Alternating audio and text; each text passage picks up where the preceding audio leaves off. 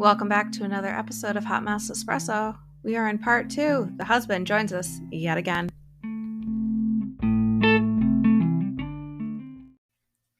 So, obviously, we had the first episode last week, and it got me thinking a little bit. So, I want to add on to that before we get into the other stuff. I had thought that I didn't really have attachment and abandonment issues. Anybody that's heard the other episodes are probably like, yes, bitch, you did. But I thought they were at a healthier rate until Will and I were talking, and I realized that I do still have attachment issues, especially with his jobs that have him not necessarily gone a lot, but he works a lot. And so any kind of time that I do get with him, I latch onto, probably at an unhealthy rate. So if he wants to do anything, literally anything, I'm flipping out about it. I mean, looking back on a few things, there was the fight right before your best friend's wedding, which there was a lot that kind of went into that, because I couldn't stand the friend group. I didn't feel like you had my back with that. So anything having to do with them, I was losing my shit in general. But also, like, it definitely, looking back, I'm just like, yeah, no, those were attachment and like abandonment issues, because I didn't feel like I was like attached enough to you. And when you kind of have any priorities that are not me, it definitely, instead of like rationally, I understand that, you need a game, you need to decompress, you need to have time with the guys.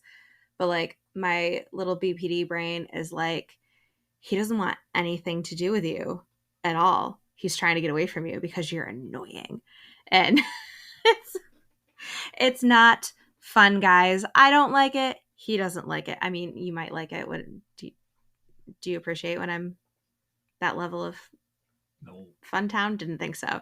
So yeah, there's that. And I kind of feel bad for him, just because if I'm around people that negatively affect me, like really negatively affect me, I feel like you're feeling it for days, and then just like there's nothing you can do like correctly, because I can't regulate anything.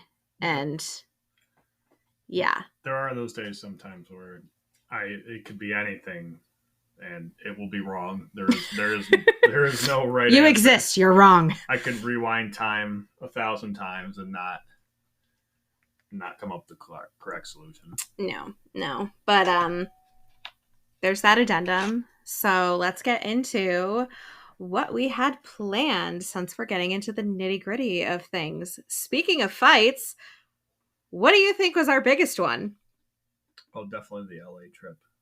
It was definitely the LA trip. It was definitely the LA trip. When you and I were talking, like, just questions to kind of come up with for the episode, I think I said, what do you think our biggest fight was? And you and I both said the LA trip, like, at the same time. So I'm not putting that out there to kind of air our dirty laundry, although this is a podcast about my headspace, so we're airing it all out. Some but laundry is being some laundry is being aired.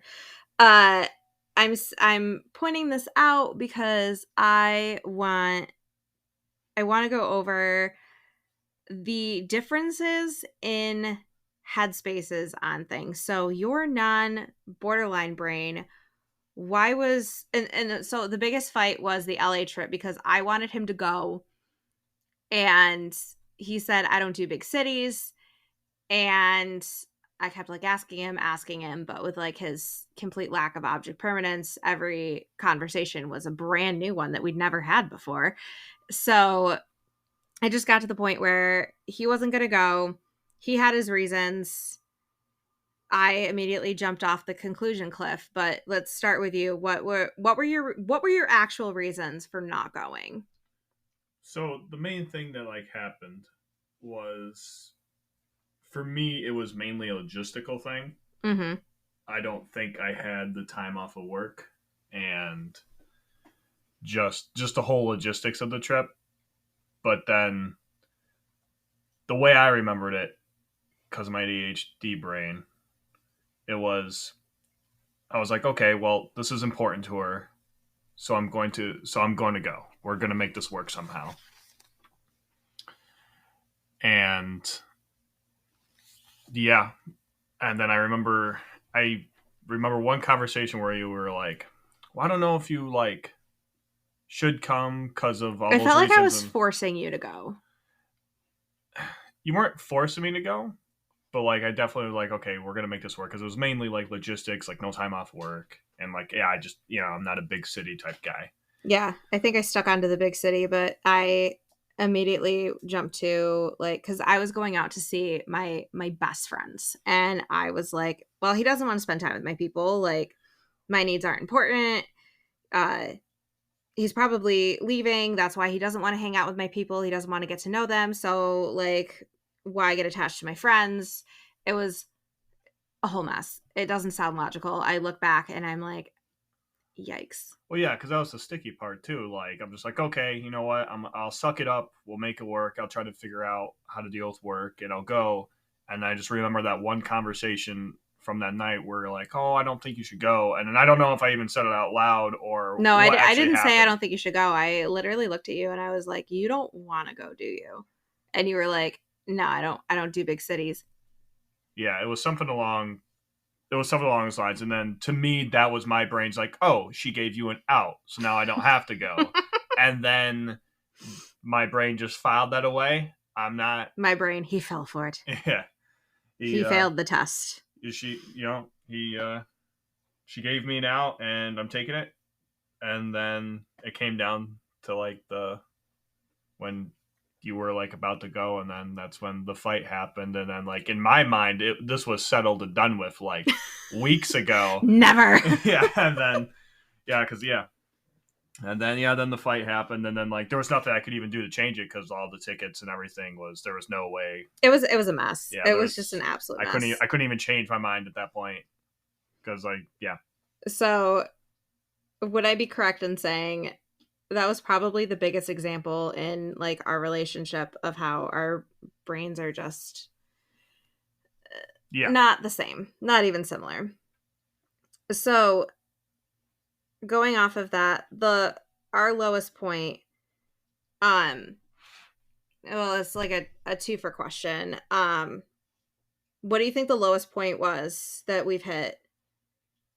And did you notice that for like 4 months straight, I was blasting Kelsey Ballerini's divorce EP? No, I did not notice those subtle hints. Subtlety will just slap me right in the face, and I still won't notice it. I mean, I would point out that there's a line in one of her songs that said, "You never took that last flight to see me," and I remember asking you, like, if I really needed you, would you get on a plane and like come to me? And your immediate like Oh yeah, response my was, dumb brain was well, like, if it has to do with like the military, then I can't. And I was just like, what? yeah, my brain went like 5 steps ahead. Like, so the initial thing, like, oh yeah, of course it's you. But then like, well, if I was like deployed or Yeah, something, but you didn't start off with that. You I went, know. well, if I'm deployed or if I'm on a Yeah, training, like the military's not gonna. And I'm just over here like, thank you for confirming that. yeah, Like, that's not gonna. It was just a mess. But yeah, I was trying to very like passive aggressively be like, I don't think we're working anymore. Because the EP was very much like where we were at, where we were just at a very like, you were very comfortable. I was not. Because in your brain, you're like, I'm married. Like, no more trying. We've hit the finish line. No more. And I'm like, no, we still have to like try. So, so to backtrack, what do you think our lowest point has been? but definitely that like when you came back from LA. Yeah, that was pretty rough. I'm pretty sure I was like about to walk out the door. I still have no idea how we kind of like came back from that.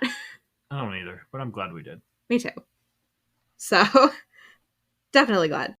Um, would you say that that low point was just me and how I analyze things, or would you say it's a combination of things since we got married? Well, I don't think anything in a relationship is one single sticking plan. It's definitely a combination. Mm-hmm. Was that a part of it? Yes, but it was also part on my end and just all the little things. Yeah, definitely. Um, do you think that do you think or feel that the more I communicate about my BPD, the better you understand it? Yeah, Why? because it just gives me information to just get a better understanding and able to like look for signs of it and try to mitigate some of the stuff. Oh, that's good. I Pops can't up. find the sign, so I'm glad you're looking for that. Do you feel like this has always has you in fight or flight mode? And do you also kind of feel like a mental babysitter sometimes? No, I wouldn't say it has me in a mental fight or flight mode. And I don't feel like a babysitter. There are certain periods though where I do feel like I'm walking on eggshells sometimes, but I wouldn't say I'm in fight or flight. So, do you feel like you're in a safe enough spot to call me on when I have you on eggshells, or do you think it would be productive? Um, I'm not sure because that's also just sort of me. I'm generally non-confrontational to begin with. Yeah, it drives me nuts. So I think I'm getting there. I definitely do. Do you think it would be productive if you like called me out, or do you think that it would just like I don't know. stoke the flames? Yeah, I don't even know if it would because if you're in that state, like logic and reason's It's not not not in my vocabulary. yeah, not getting through there. So I don't even know if it'd be productive because you're just in that amped up state. So it's not going to really matter if you're self aware of it or not. It's not going to stop you from feeling what you're feeling. Just kind of ride the wave out. Ride the wave. Um, do you think that I try my bestest to be self-aware and try to regulate, or do you think that I sometimes use it as an excuse to just be an absolute bitch? No, I wouldn't say using as an excuse. You're so nice to me. 'Cause sometimes I feel like I'm definitely like, you know what? I'm in a mood. I'm gonna make everybody around me miserable. But that doesn't mean everybody does. Like I personally feel like I do my best just to like regulate and get my shit together. But anyways, the question is for you. Do you feel like I try to be self-aware? I'd say the good chunk of the time you do. I mean, I think you have your ups and downs with that. Like some days you might be leaning on it as an excuse heavier than others, but on the general, I think you try to be self aware. You're so nice to me. I don't know if my phone buzzing just like popped in there. Our realtor texted us. We got our pre-approval done for finding a house today. So bear with me as I take you all through that journey because yikes. We're 10 seconds into this and I'm already over. So pray for us or don't, or just send us all the good vibes because I am so sick of already. I'm just, this is just one more thing to like add to the mental health thing. So y'all can go on this lovely journey with us. And I'm sure I'll update you all on a lot of it based on like my TikTok lives and stuff like that. But anyways, that is it for this week. So thank you for joining in. And next week, we'll conclude the husband's contribution to all of this. So I will see you guys next week. Until then, stay hot and stay messy.